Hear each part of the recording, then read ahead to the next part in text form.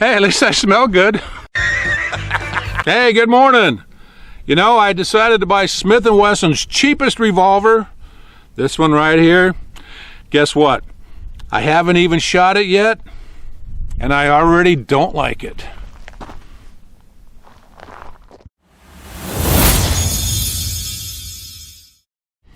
So, you know, if you watch a lot of my videos, or if you're subscribed to my channel, you know I like revolvers.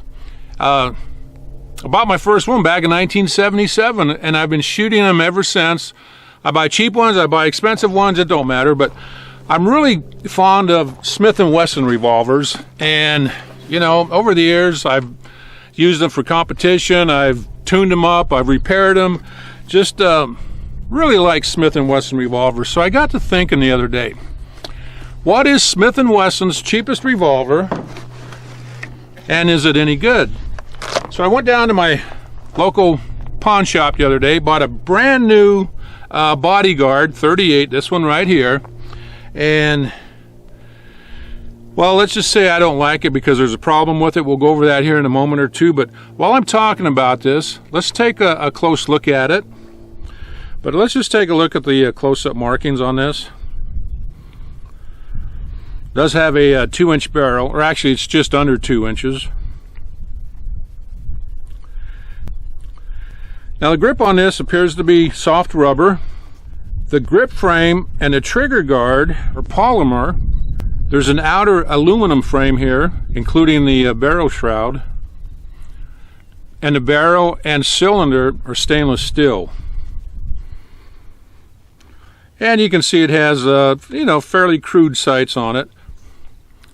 This piece here, this is actually the cylinder release. Actually, Smith & Wesson calls it the thumb piece. And you can see it is a 5-shot revolver, double action only. Now this one works a little different than a typical Smith & Wesson. There's no hand that actually turns the cylinder. It has this star that rotates right here in the frame, and it matches up with this star in the cylinder. Alright, you know, like I said, I haven't even shot this yet, and right now I don't like it. That might change after I shoot it, but we'll see. But now it is unloaded. Now watch this. If I close the cylinder, make sure it's locked up, and I pull the trigger, sometimes the cylinder does not spin. See that? Now it will spin. And it does that quite often. Let me show you a little video I took in my workshop. But it seems to be getting worse on not spinning. So really not happy with that.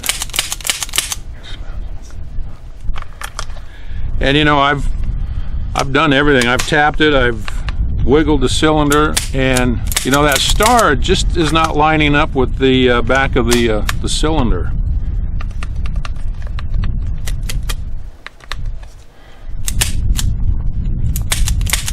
And like I said, it tends to get worse over the more I do it. And I have dry fired this probably 200 times or more, hoping it would break in, but it just seems to be getting worse. Get some sun on that. So, you know, I got online and I Googled problems with this revolver, and sure enough, a lot of people complain about that. And, you know, some people have said they sent this back to Smith & Wesson, and Smith & Wesson sent it back, said, nah, there's nothing wrong with it. Well, that just doesn't make any sense. But then I got to thinking, and I do that sometimes, it gives me a headache, but I do it anyways. I got to thinking, you know, if this is loaded and the cylinder is locked up, whether it spins or not, that loaded chamber is lined up with the firing pin and the bore, correct? So even though it doesn't spin, it should fire. So that's what we're going to do this morning. We're going to go ahead and shoot this, and we're going to see if it's going to fire without actually spinning. Of course, it's going to spin now, but probably 80% of the time it does not spin. It's like that. So, you know what? Let me get a target set up, and we're going to shoot this and see what happens, okay? But wish me luck. All right, hey, real quick, let's take a look at my ammo. I have Federal 38 Special 130 grain full metal jacket. I have Remington HTP. This is a 110 grain semi-jacketed hollow point 38 Special plus P.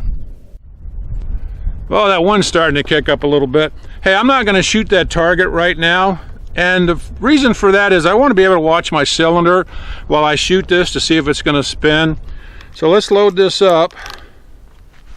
And I got it locked up. Let's see if that cylinder is going to spin, or if it doesn't spin, let's see if it's going to fire. Now, it spun that time. It's got a little recoil to it. You know what? I don't think it spun that time. It did not. So it did fire. Let's try that again. Maybe a little slower. Oh, that turned.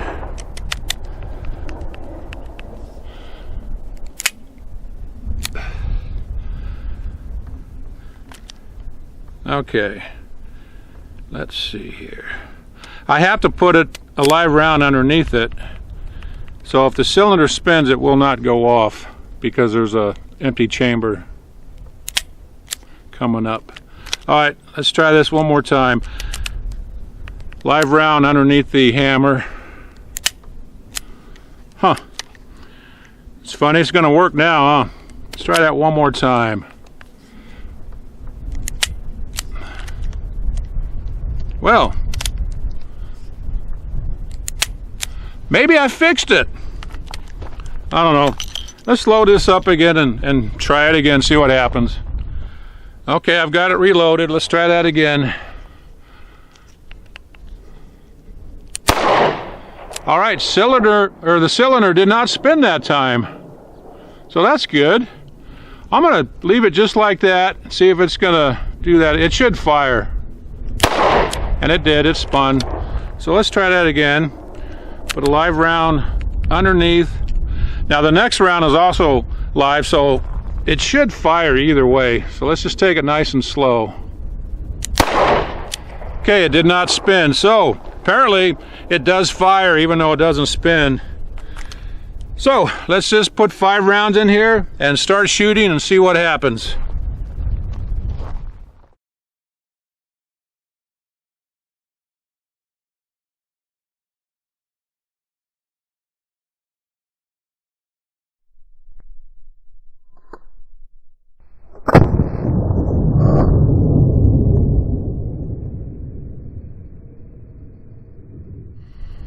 Okay, so I'm going to fire 10 rounds at 7 yards, and we'll see what happens. Again, this is double action only.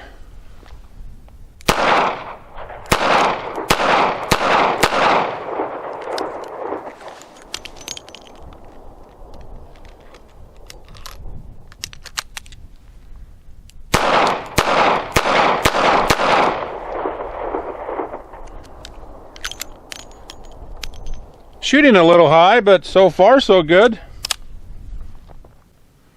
So it is hitting high and a little bit to the left. That's probably me, but let's aim at the bottom of the target.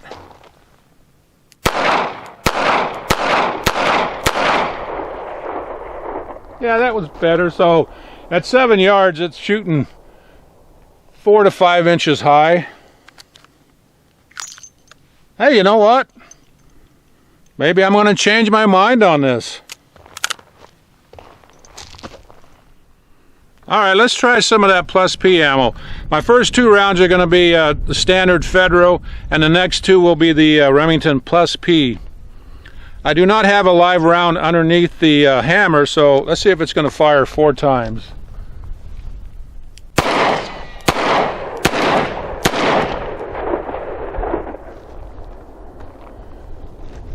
Yeah, you can notice that plus P a little bit in this, but that's to be expected. I mean, this is a fairly light revolver.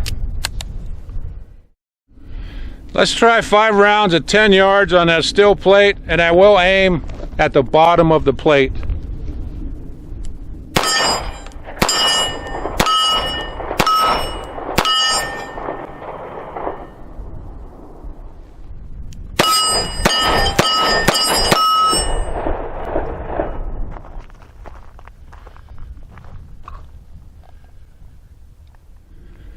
Two liters of root beer versus Remington plus P.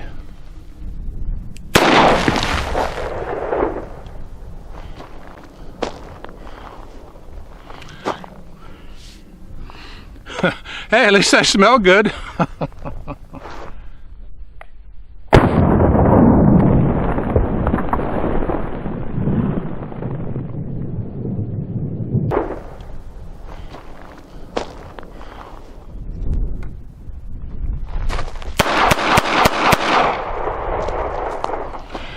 You know, this is fired every single time I have pulled the trigger. So, you know what, let's put a few more rounds through it, and then I'll give you my opinion on it.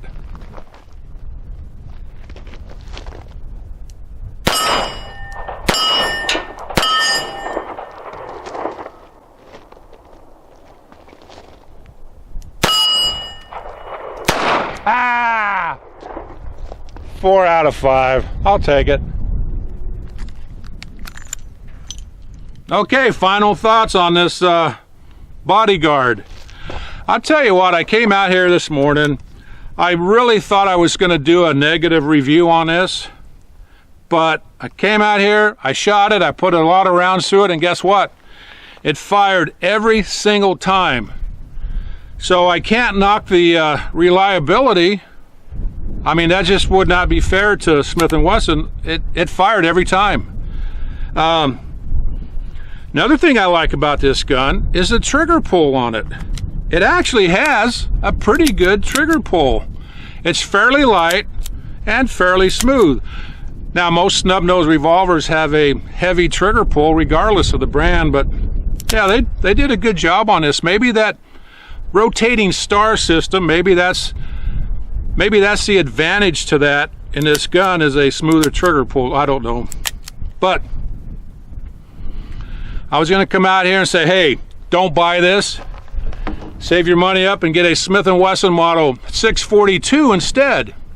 But I'm not going to say that now, because why? This performed just like it should. It does tend to shoot a little high, but that's typical with most snub-nose revolvers.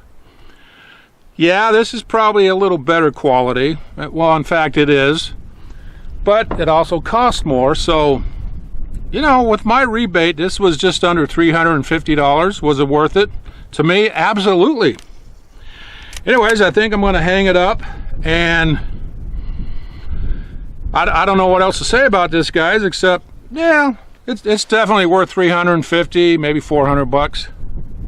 Anyways, hey, thanks for watching my video. We'll see you next time, and hit that like button, huh?